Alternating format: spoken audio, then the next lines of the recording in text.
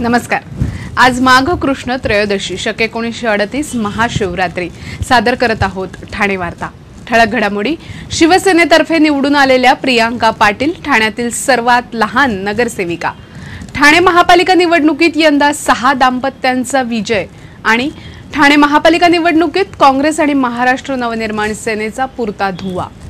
या आणि इतर घडामोडी विस्तृतपणे पण काही क्षणातच आपण श्रीस्थानक वाहिनी आपल्या संगणकावर आणि मोबाईलवरही पाहू शकता। ठाणे वार्ता पहा श्रीस्थानक वाहिनीवर। आता सकाळी 9:15 पासून रात्री 9:15 पर्यंत ठाणे वार्ता, ठाण्यातील पहिलं दृकश्राव्य माध्यम। ठाणे वार्ता आता संकेतस्थळावर देखील ठाणेवार्ता.com वर क्लिक करा आणि ठाण्याच्या घडामोडी जाणून घ्या। ठाण्यातील पहिलं ऑनलाईन माध्यम ठाणेवार्ता.com। श्रीस्थानक वाहिनी, ठाण्याची स्वतःची वाहिनी। ठाण्यातील घडामोडी, कार्यक्रम, वादविवाद, अगदी गाणी, नाटक याचा आनंद घर बसल्या पहा श्रीस्थानक वाहिनी। आपल्या ठाण्याचं हक्काचं व्यासपीठ श्रीस्थानक वाहिनी। ठाणे वार्ता पहा श्रीस्थानक वाहिनीवर। आता सकाळी 9:15 पासून रात्री 9:15 पर्यंत ठाणे वार्ता, ठाण्यातील पहिलं दृकश्राव्य माध्यम। ठाणे महापालिकेवर निवडून आलेली प्रियांका पाटील ही वयाने सर्वात लहान नगरसेविका ठरली आहे। ठाणे महापालिका निवडणुकीत प्रभाग क्रमांक 24B मधून प्रियांका पाटील हिने प्रथमच शिवसेनेकडून निवडणूक लढवली।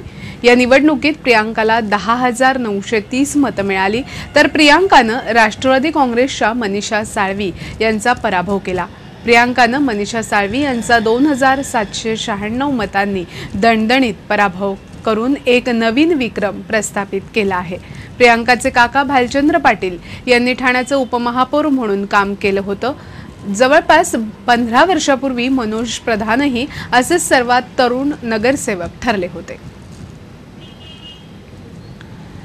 महापालिकेच्या गेल्या निवडणुकीच्या तुलनेत या निवडणुकीत कमी दाम्पत्य निवडून आली आहेत।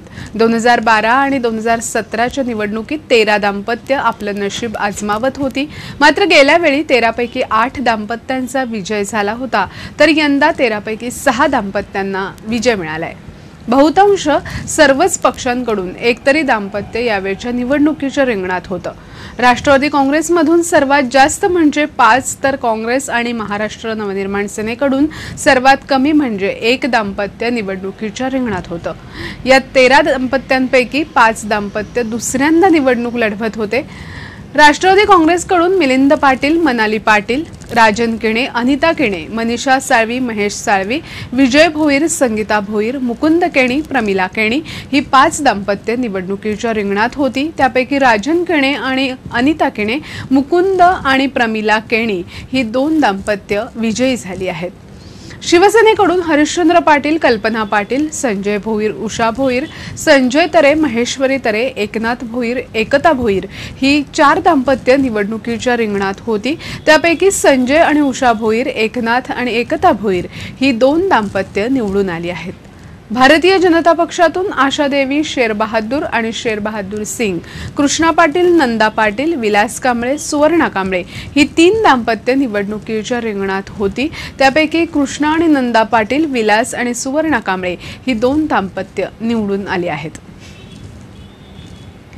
एकेकाळी काँग्रेसचा बालेकिल्ला म्हणून ओळख असलेल्या ठाण्यामध्ये काँग्रेसचा धुव्वा उडालाय।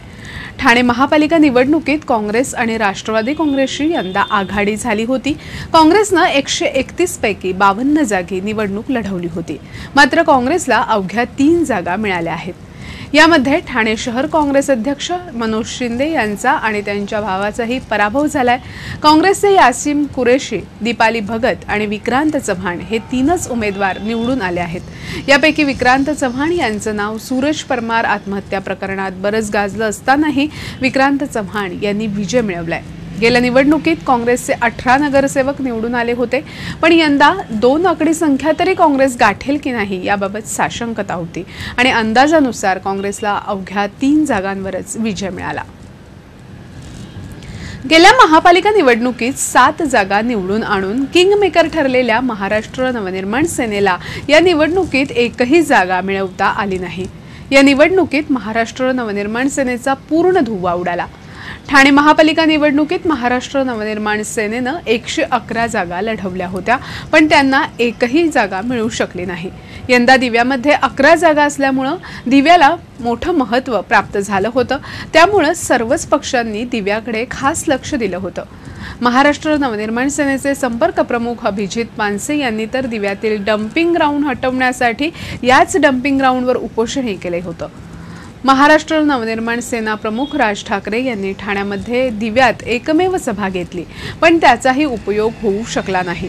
महाराष्ट्र नवनिर्माण सेनेला दिव्यात चांगल्या जागा मिळतील असा अंदाज होता, पण दिव्याबरोबरच ठाण्यातल्या मतदारांनीही महाराष्ट्र नवनिर्माण सेनेकडे पाठ फिरवली।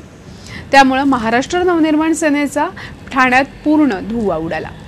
ठाणे वार्ता पहा श्रीस्थानक वाहिनीवर। आता सकाळी 9:15 पासून रात्री 9:15 पर्यंत ठाणे वार्ता, ठाण्यातील पहिलं दृकश्राव्य माध्यम।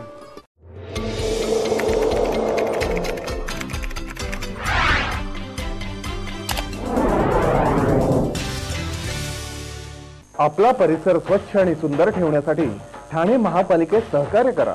ओला सुका कचरा वेगवेगळा जमा करा आणि रोगराईपासून मुक्तता मिळवा। ठाणे वार्ता आता संकेतस्थळावर देखील ठाणेवार्ता.com वर क्लिक करा आणि ठाण्याच्या घडामोडी जाणून घ्या। ठाण्यातील पहिलं ऑनलाईन माध्यम ठाणेवार्ता.com। डॉक्टर आणि रुग्णांचं पिढ्यानपिढ्यांचं जिव्हाळ्याचं नातं म्हणजेच डॉक्टर बेडेकर हॉस्पिटल आता अत्याधुनिक सोयी सुविधा आणि तंत्रज्ञानयुक्त वंध्यत्व निवारण केंद्रात IVF आणि टेस्ट ट्यूब बेबीचीही सुविधा। डॉक्टर बेडेकर हॉस्पिटल, महर्षी कर्वेपथ, ठाणे। 65 वर्षांची निरंतर सेवा। ठाणे वार्ता पहा श्रीस्थानक वाहिनीवर। आता सकाळी 9:15 पासून रात्री 9:15 पर्यंत ठाणे वार्ता, ठाण्यातील पहिलं दृकश्राव्य माध्यम। 10वी-12वीच्या परीक्षेत गैरप्रकार टाळण्यासाठी परीक्षा केंद्राच्या 100 मीटरच्या परिसरात पोलिसांनी प्रतिबंधात्मक आदेश लागू केले आहेत। 12वीची परीक्षा 28 फेब्रुवारीपासून तर 10वीची परीक्षा 7 मार्चपासून सुरू होतीये। परीक्षा केंद्राच्या परिसरातील Xerox centre, fax centre, telephone booth, mobile phone, digital diary, pager, laptop, iPad अशा विविध साधनांचा वापर करून गैरप्रकार केले जाण्याची शक्यता नाकारता येत नाही। परीक्षा केंद्रांवर शांतता आणि सुव्यवस्था राखण्यासाठी परीक्षा केंद्राच्या 100 मीटरच्या परिसरात अनावश्यक लोकांची गर्दी होऊ नये याकरता पोलिसांनी प्रतिबंधात्मक आदेश लागू केले आहेत। परीक्षार्थी आणि राज्य माध्यमिक आणि उच्च माध्यमिक शिक्षण मंडळानं प्राधिकृत केलेल्या व्यक्तींशिवाय परीक्षा केंद्राच्या 100 मीटरच्या परिसरात प्रवेश करण्यास मनाई करण्यात आली आहे। ठाणे महापालिका निवडणुकीमध्ये कर्मचारी अपुरे पडू नये यासाठी राखीव ठेवण्यात आलेल्या कर्मचाऱ्यांनी काल अनेक सांस्कृतिक कार्यक्रम सादर करून आपला वेळ सत्कारणी लावला। पालिका आयुक्तांनी उत्कृष्ट कार्यक्रम सादर करणाऱ्या कर्मचाऱ्यांना पारितोषिक देऊन त्यांचं कौतुक केलं। ठाणे महापालिकेच्या निवडणुकीसाठी कर्मचारी अपुरे पडू नयेत यासाठी काही कर्मचाऱ्यांना राखीव ठेवण्यात आलं होतं। या सर्व कर्मचाऱ्यांना 20 आणि 21 फेब्रुवारीला महापालिकेत बोलवण्यात आलं होतं। या कर्मचाऱ्यांना दिवसभर थांबायचं असल्यानं कर्मचाऱ्यांमध्ये उत्साह राहावा यासाठी काही महिलांनी आपल्यातील अंगभूत कला उत्स्फूर्त सादर करण्यास सुरुवात केली। महिलांचा हा उत्साह पाहून पालिका आयुक्तांनीही प्रोत्साहनपर पारितोषिक देण्याचं जाहीर करताच मोठ्या प्रमाणावर विविध कार्यक्रमांचं सादरीकरण करण्यात आलं।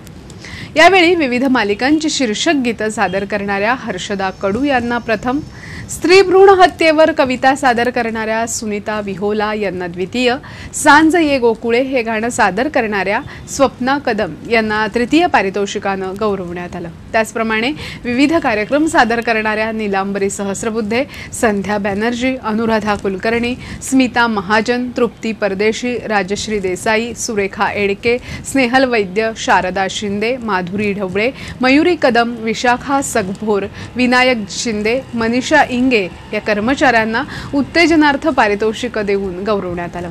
यंदाची निवडणूक आमच्या कायमस्वरूपी लक्षात राहील अशा भावना काही महिलांनी उत्स्फूर्तपणे यावेळी व्यक्त केल्या। ठाणे जिल्ह्यात महाशिवरात्री उत्सव मोठ्या उत्साहात आणि भक्तिभावानं साजरा करण्यात आला। ठाण्यातील कोपिनेश्वर मंदिर, अंबरनाथमधील शिवमंदिर, कल्याणच्या पारनाक्यावरील शिवमंदिर अशा अनेक मंदिरातून सकाळपासूनच भाविकांच्या दर्शनासाठी रांगा लागल्याचं चित्र दिसत होतं। मंदिरासमोरचा परिसर रांगोळ्यांनी सजवण्यात आला होता। ठिकठिकाणी विद्युत रोषणाईही करण्यात आली होती। ठाण्यातील कोपिनेश्वर मंदिर हे अत्यंत प्राचीन मंदिर असून येथील महादेवाची पिंडी देशातील दुसऱ्या क्रमांकाची भव्य पिंडी असल्याचं सांगण्यात येतं। टिटवाळा येथील पिंपळेश्वर मंदिरात तसंच गंगागोलेश्वर या पांडवकालीन शिवमंदिरातही भाविकांनी मोठी गर्दी केली होती। या दोन्ही मंदिरात महाशिवरात्रीनिमित्त मोठी जत्रा भरते। डोंबिवलीमधील आयरे रोड येथील नागेश्वर नवनाथ ध्यान मंदिरात महाशिवरात्री साजरी करण्यात येते। दिवा आणि डोंबिवली दरम्यान रेल्वे मार्गाच्या बाजूला असलेल्या मार्ताडेश्वर शिवमंदिरातही उत्सव साजरा करण्यात आला। रेल्वे मार्गावरील येणाऱ्या जाणाऱ्या गाडीमधून प्रवास करणारा प्रत्येक प्रवासी हा नेहमीच गाडीतून मनोभावे नमस्कार करत असतो।